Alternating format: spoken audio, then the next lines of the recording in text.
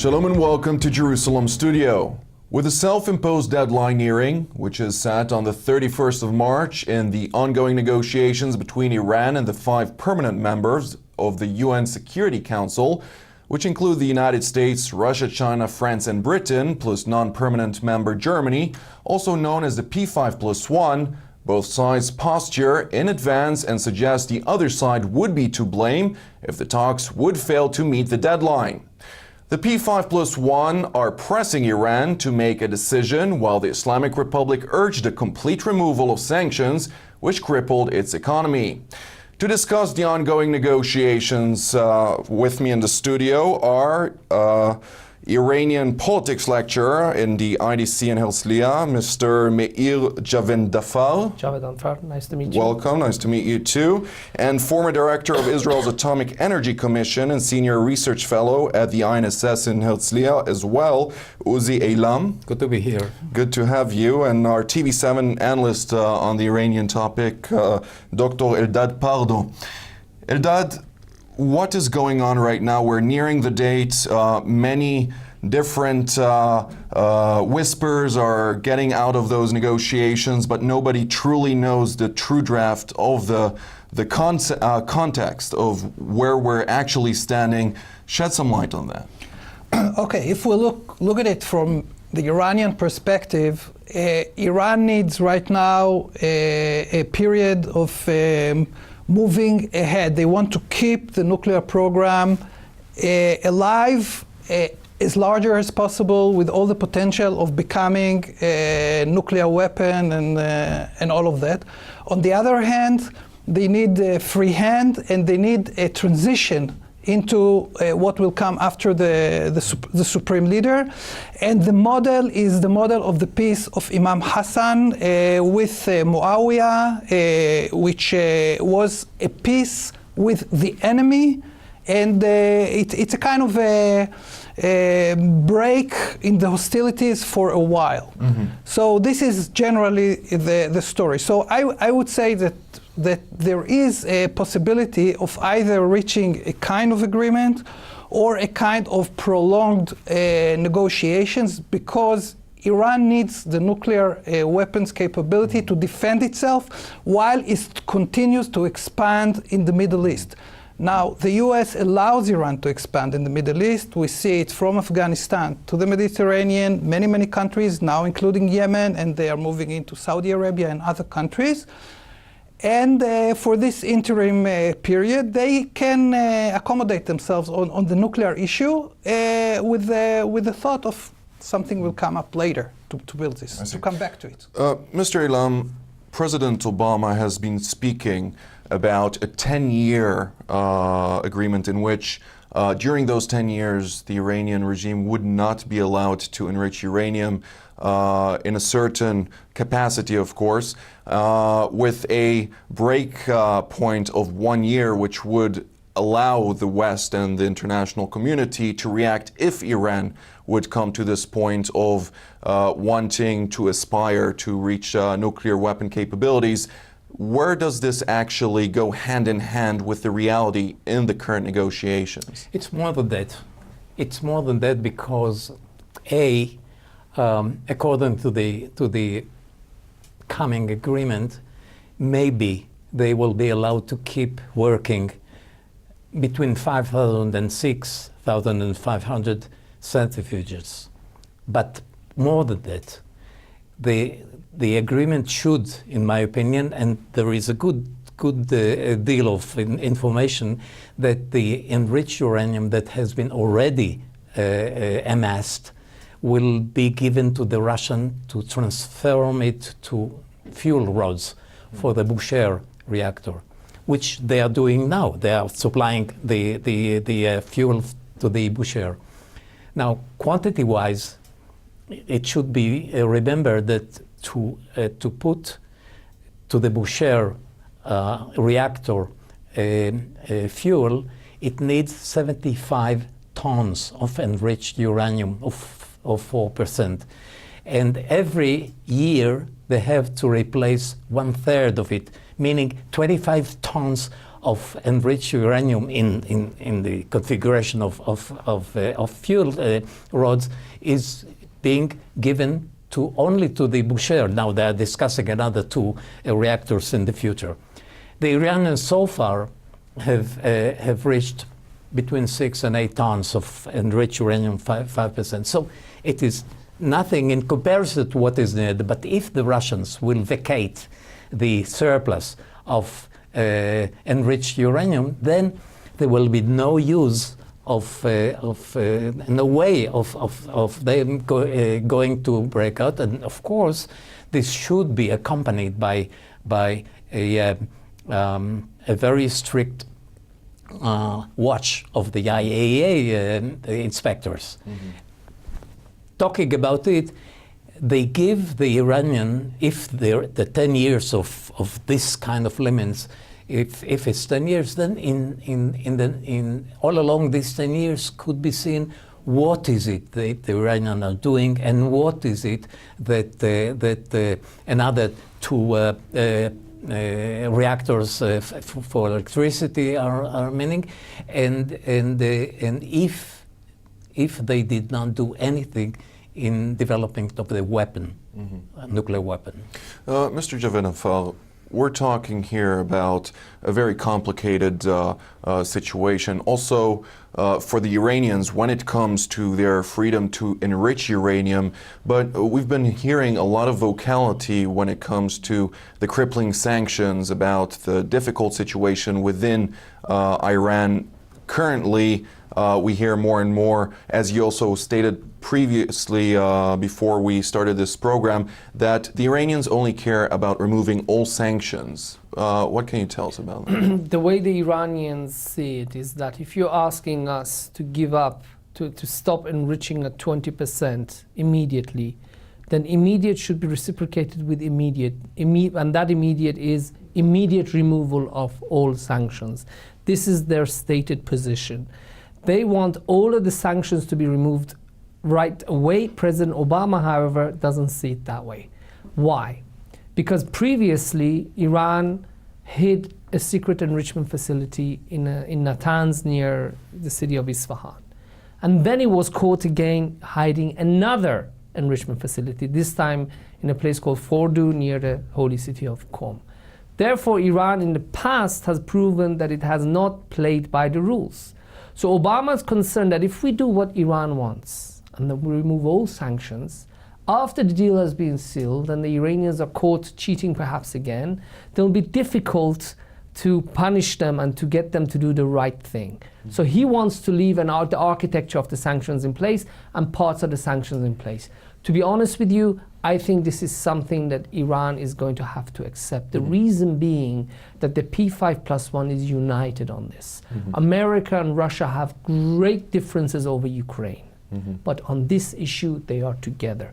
The same with the Chinese and the same with the Europeans. So yes, Iran wants all the sanctions to be lifted immediately, but in reality, it's not going to happen. The question is, will the supreme leader of Iran, Ayatollah Khamenei, who has stated publicly that all sanctions should be removed immediately, will he be willing to be flexible? For that, I think we have to wait until the 90th minute.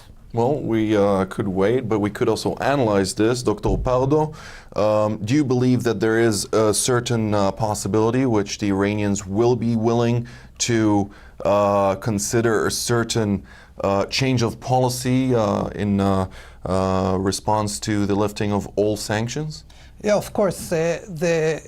I talked before about the agreement between Imam Hassan and Muawiyah, and this was similar to the agreement between Muhammad and the people of Quraysh in the Hudaybiyah. The idea is that the enemy is the liar, and the purpose of the deal is to prove it. So for Khamenei, it's just beautiful. He will say, okay, we go to the deal because we need to improve our economy, we need this, we need that. We have a lot of achievements, and there are a lot of achievements, but they are liars. Here they lies again. We are Shiis, we suffered, we are martyrs, we are going to suffer this, and we are going to remember it, and one day they'll pay for it. But right now, let's go ahead. So it's part of the discourse. It's naturally it's naturally possible, and he repeats it again and again. This is not a matter of reconciliation. It's an interim agreement with an enemy that is evil and will remain evil and will remain the Satan. This is the ideology. Of course, within the regime, and also, of course, outside the regime, there are many other people who would really like to see larger changes. But I mean, if we look at the ideology, this is the situation. Mr. Ilam, we hear here all the time one very specific thing, and there is no trust. This trust does not exist in the West or the international community, the P5+1, neither does it exist in Iran.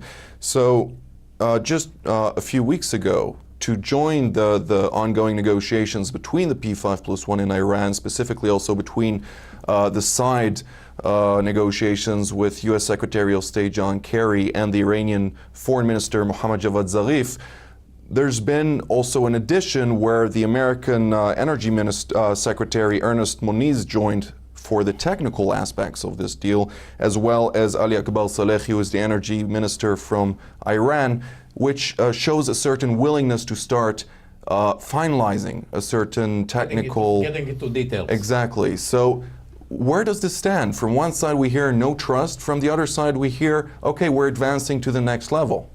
Well, look, first of all, we have to remember that the interim agreement that covered not only the centrifuges, but also the freedom to the inspectors, but also the heavy water reactor in Iraq, and also the unanswered questions about development of nuclear arms. All along the interim agreement period, the Iranians were very, very good boys. Mm-hmm. They adhered to everything that was written, that was agreed upon. And it means that when they need something, they will behave.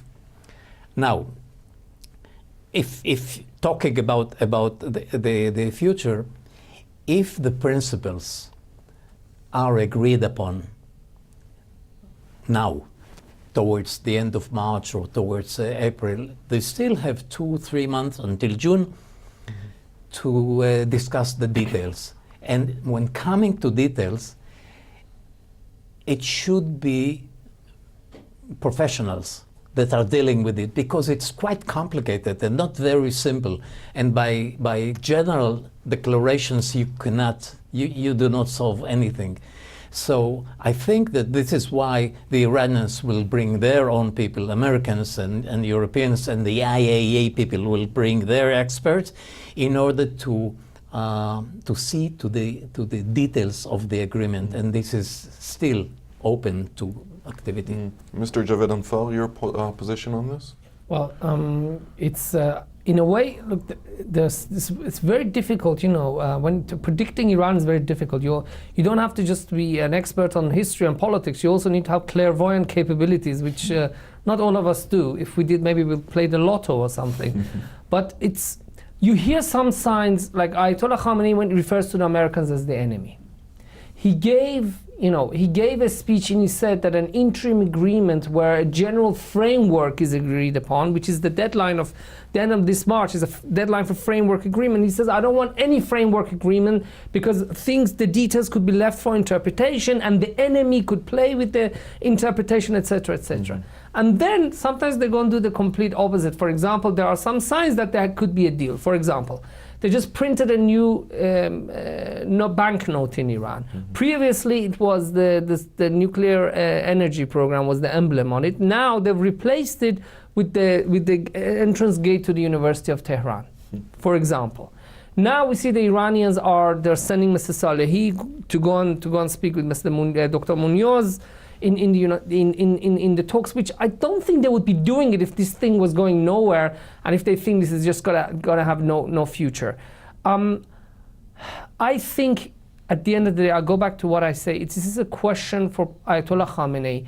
It's a question of his legacy, whether he wants to, as Dr. Pardo said, make peace like the second Shia Imam Hassan, or whether he doesn't want his legacy to be as the man who gave in to everything to the Americans wanted. You know, at the end of the day, there's also the possibility, and it's always a possibility with Iran, that he could say, look, the Russians are engaged in, the Russian relations with America are becoming worse. I could wait. I could just say, you know what, I don't want to agree to your demands that not all sanctions are lifted. I will wait. He will wait another year. Another year goes by. Obama's got 1 year left before he ends his office, his term, which means that he will really want to seal his legacy. Meanwhile, he will use the time in the absence of a deal in order to move forward with the nuclear program, strengthen his relations with the Russians in order to strengthen his own hand.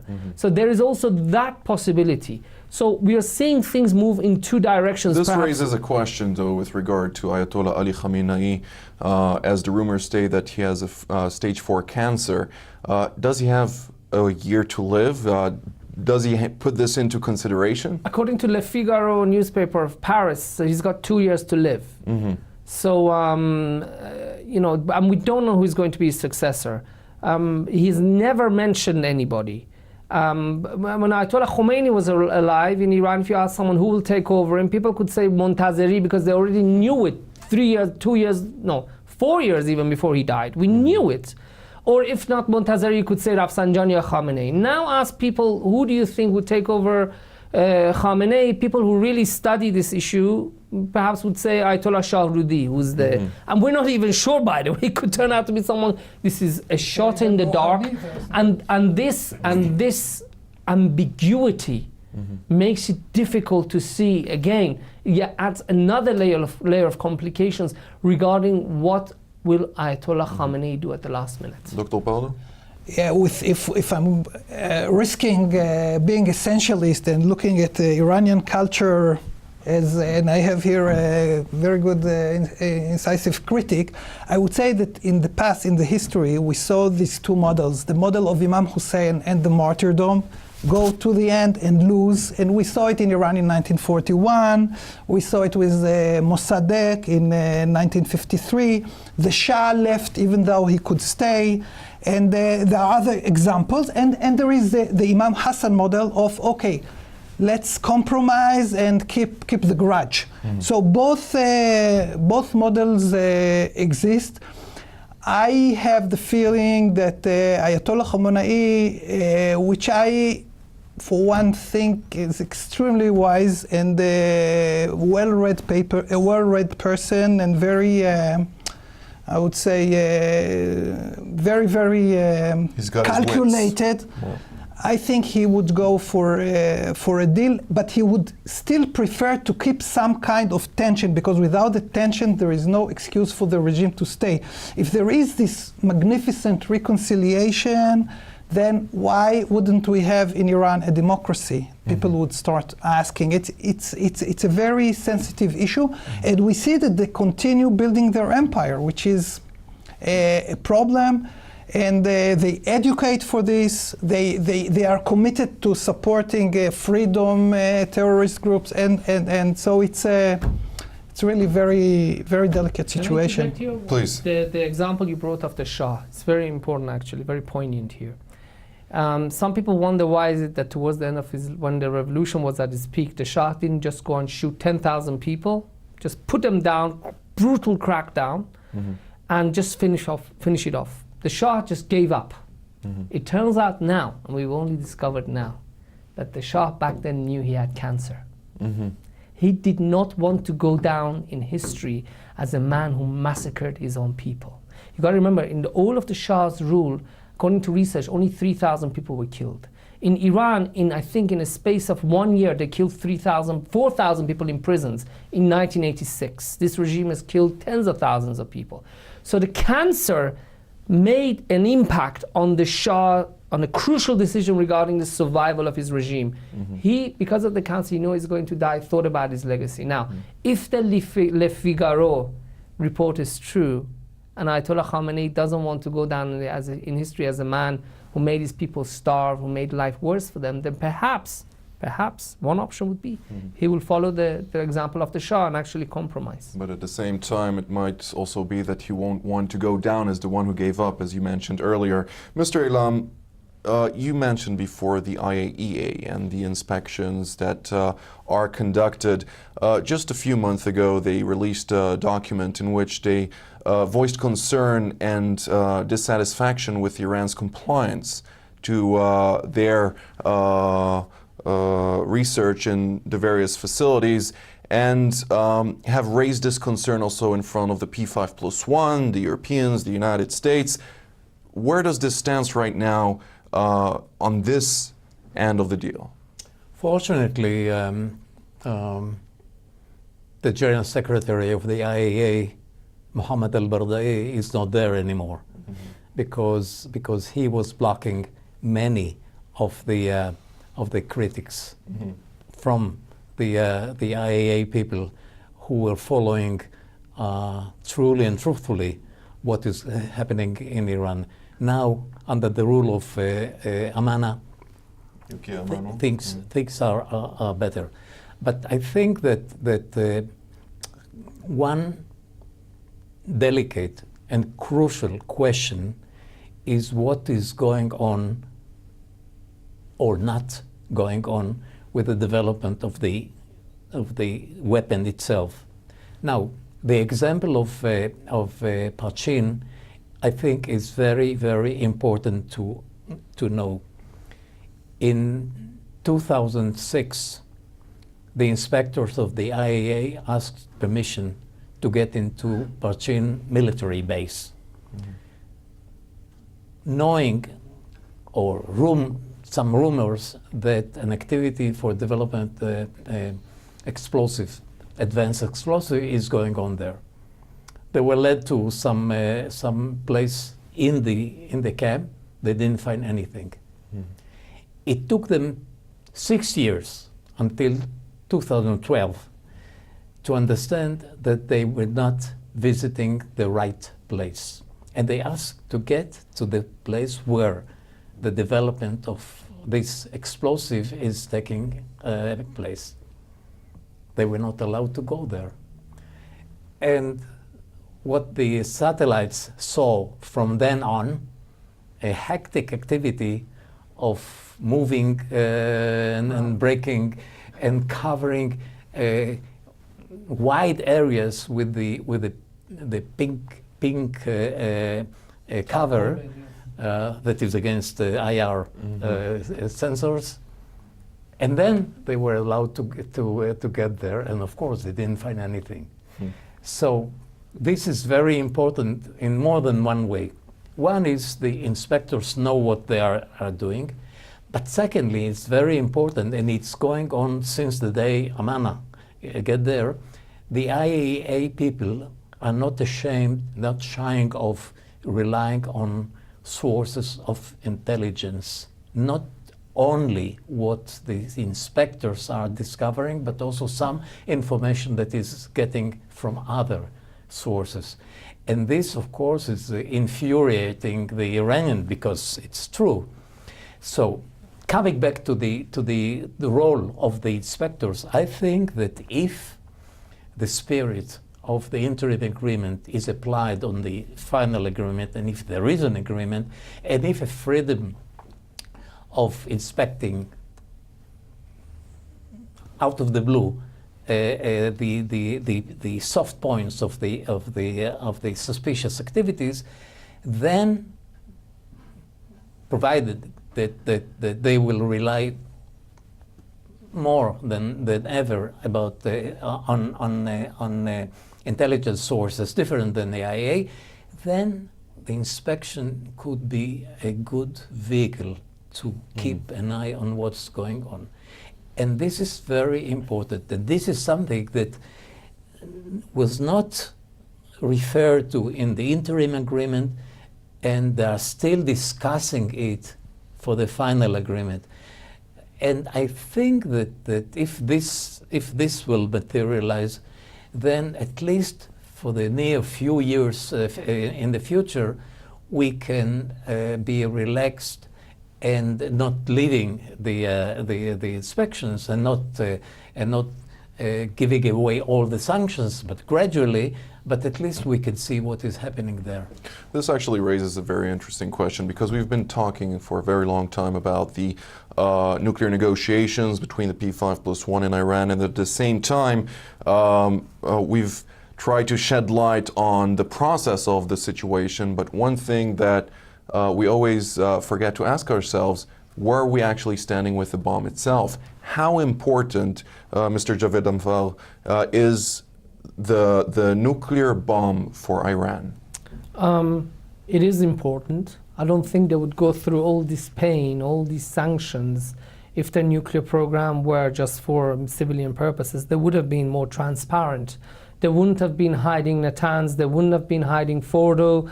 And according to the IAEA, there are reports that Iran was working on a nuclear trigger that's got nothing to do with the civilian energy. And of course, the work they were doing on surrogate explosives at Parchin. So there is, and let's not forget, there's also the report in Washington Post that in 1990, the Iranian defense minister, Mr. Shamkhani, arrived in Islamabad on a private jet in order to pick up a ready-made nuclear bomb. They wanted a nuclear weapon. The question is, they couldn't get it from the Pakistanis, so they started developing the capability. And now that they realized that the sanctions cost has been too much, they miscalculated the international community. And I think they are willing, they've been willing to reach a deal until now. And I think if there is an agreement, I think Iran would have given up. I don't agree that Iran will reach an agreement in order to make a nuclear weapon. I think they will reach an agreement because they've realized that they can't make a nuclear weapon, and they've decided to use whatever they've built until now to leverage it in order to make the economy. The Islamic Republic of Iran can live without a nuclear bomb, but it can't live without its economy. Last sentence, Mr. Ilan. Some people are worried not to give the Iranian a chance to be a threshold nuclear power. In my opinion, and I said it before, they are already on the threshold of being a nuclear power. Wide threshold, far away threshold, but they are there. And I fully agree that their main interest now is to get rid of the sanctions and do something good, not only for the people, but also for the regime, not to let it lose. Well, thank you very much, Mr. Ilam and Mr. Javed Anfal. It's been a very interesting conversation right now. Sadly, we're out of time. Dr. Pardo, it's been a pleasure again. And next time we'll have to discuss this more, because there is so much to discuss about. I'd like also to thank our viewers, and we will see you next time.